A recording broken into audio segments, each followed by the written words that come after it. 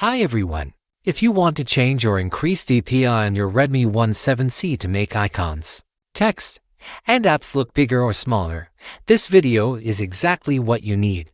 Today, I'll show you step by step how to change DPI in Redmi 17C and how to increase DPI using simple settings or developer options. Changing DPI can help you fit more content on the screen, improve readability, or customize your phone exactly the way you want. Let's get started.